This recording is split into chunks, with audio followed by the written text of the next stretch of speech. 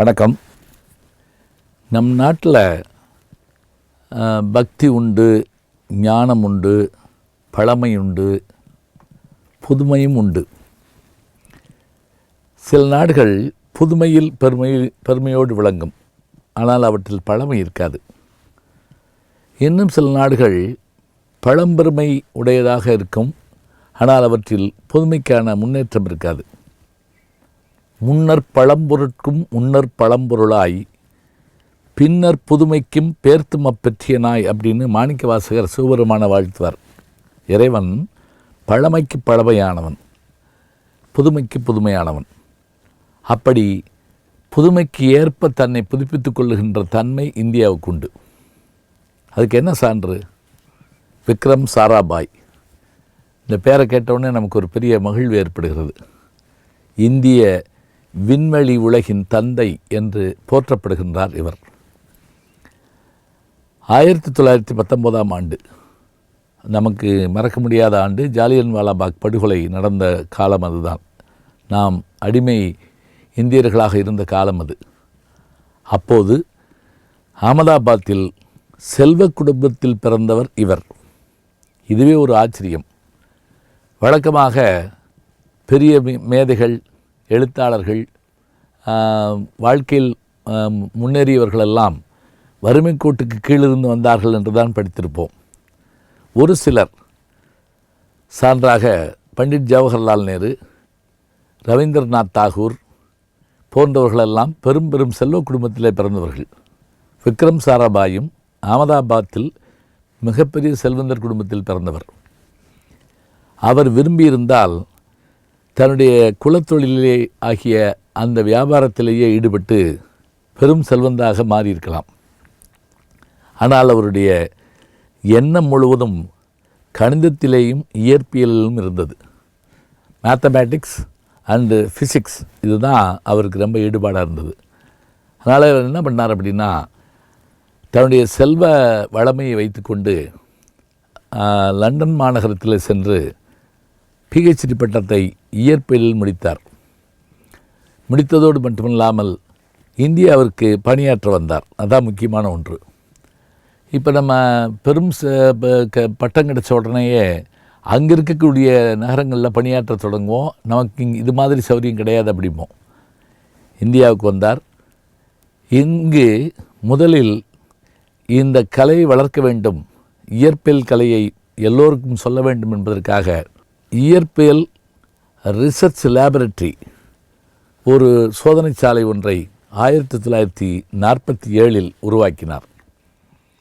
அப்படி அவர் உருவாக்கியதோடு மட்டுமில்லாமல் அதனுடைய கிளைகளாக ஜம்மு காஷ்மீரில் குழுமலானியிலும், தெற்கே திருவனந்தபுரத்திலும், கொடைக்கானலிலும் அதனுடைய கிளைகளை அமைத்தார்.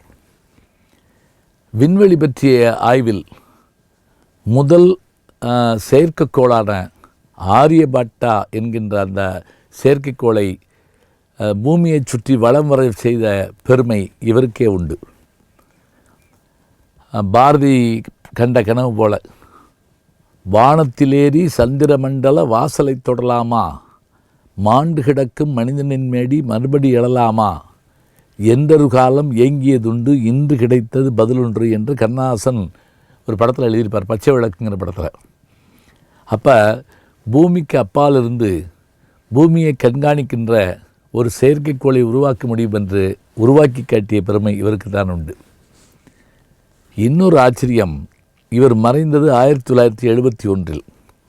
52வது வயதில் இவர் இறந்து போகிறார். இஸ்ரோ என்கின்ற அந்த ஆராய்ச்சி நிலையத்தில் தான் இவர் இறந்து போகிறார்.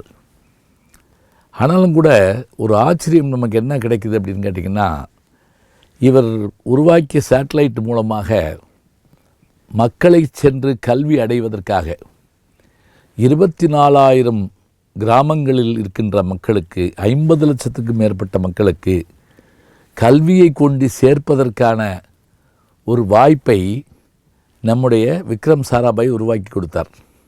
இன்றைக்கி நம்ம இந்த பேண்டமிக் டேஸ் இதில் கொரோனா காரணமாக ஒர்க் ஃப்ரம் ஹோம் என்று நாம் படிக்கிறோம். ஆனால் அதெல்லாம் மாற்றி சைட் என்கின்ற SITE இதன் மூலமாக என்ன செய்தார் என்று சொன்னால் பெரும் சாதனையை நிகழ்த்தி காட்டிய பெருமை இவருக்குத்தான் உண்டு.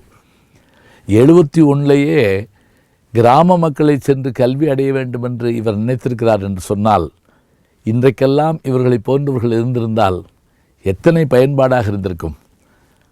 அத்தனை பெருமை கொண்ட இவருக்கு பத்மபூஷன் விருது வழங்கப்பட்டது. இவருடைய இறப்புக்கு பிறகு பத்ம விபூஷன் விருது வழங்கப்பட்டது. விருதுகள் இருந்தாலும் கூட இவர் தன்னுடைய செல்வச் செழிப்பை கருதாமல் தன் விருப்பப்படியாக நாட்டுக்கு உழைத்த பெருமை இவருக்குத்தான் உண்டு. எப்படி சுதந்திர போராட்ட தியாகிகள் நாட்டிற்கு சுதந்திரம் வாங்கி கொடுப்பதற்கு போராடினார்களோ, அது அவர்களுடைய கட்டம், அந்த வேலை முடிந்தது. அப்படி வாங்கிய சுதந்திரத்தின் மூலமாக இந்தியாவை நல்லரசாக மட்டுமில்லை வல்லரசாகவும் மாற்றி காட்டுவோம் என்று மண்ணிலும் விண்ணிலும் சாதித்து காட்டிய பெருமக்களுள் விண்ணில் சாதித்து காட்டிய பெருமை விக்ரம் சாராபாய் அவர்களுக்கே உண்டு என்று சொன்னால் அவருடைய பணியை நாம் வியந்து பார்க்கின்றோம். அத்தகைய பெருமகனாருடைய கனவுகள்தான் இன்றைக்கும் நனவாகி கொண்டிருக்கின்றன. கோடிக்கணக்கான மக்கள் சேட்டலைட் மூலமாக, இப்போ நம்ம ஒரு வினாடியில் ஒரு செய்தியை நம்ம பார்க்குறோம். அந்த முதல் சேட்டலைட்டை விண்வெளிக்கு அனுப்பிய பெருமை விக்ரம் சாராபாய் அவர்களுக்கு தான் உண்டு. அவருடைய வரலாற்றை படித்து பாருங்கள், இன்னும் அரிய செய்திகள் நமக்கு கிடைக்கும். நல்ல செய்திகளை நாளும் சிந்திப்போம், நாளை சந்திப்போம். அன்பிற்கினிய யூடியூப் நேயர்களே, நீங்கள் என்னோடு இன்னும் நெருக்கமாக தொடர்ந்து வர வேண்டும் என்று சொன்னால் இன்ஸ்டாகிராம், ட்விட்டர் போன்ற பதிவுகள்லையும் என்னை நீங்கள் தொடருங்க. பின்தொடர்ந்து வாருங்கள். நாம் எல்லோரும் முன்தொடர்ந்து செல்வோம்.